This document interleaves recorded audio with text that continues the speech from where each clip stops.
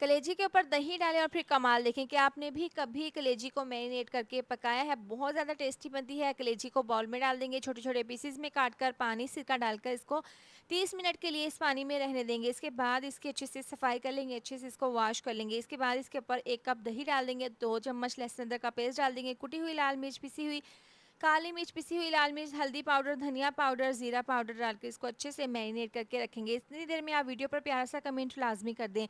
कढ़ाई में घी डाल देंगे, बड़ी इलायची, तेज़पात का पत्ता, ज़ीरा डालकर साथ ही डाल देंगे प्याज का पेस्ट। इसको हल्का सा मिक्स कर लेंगे। इसको 3 से 4 मिनट के लिए पका लेंगे। जैसे ही प्याज का कलर चेंज होगा, इसमें टमाटर का पेस्ट डालकर इसको अच्छे से मिक्स कर लेंगे। इसके बाद मैरिनेट की हुई कलेजी इसमें डाल देंगे। तमाम कलेजी डालने के बाद अब इसको हमने हल्का सा 2 से 3 मिनट के लिए हल्का सा इसमें भून लेना है, इस तरीके से, इतना कि इसका जो पानी है वो खुश्क हो जाए और ये ऑयल छोड़ दे।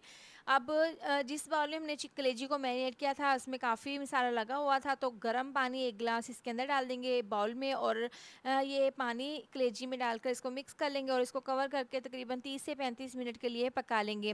35 मिनट हो गए हैं, पानी इसका ड्राई हो गया है। मज़ीद इसको हम थोड़ी देर के लिए पका लेंगे। नमक डाल देंगे, कलेजी अच्छे से सॉफ्ट हो गई है। पिसा हुआ गरम मसाला डाल देंगे, साथ ही हरा धनिया, हरी मिर्च डालकर इसको मिक्स कर लेंगे। बहुत ही चटपटी और स्पाइसी मज़ेदार से हमारी ये मसालेदार कलेजी बनकर तैयार है।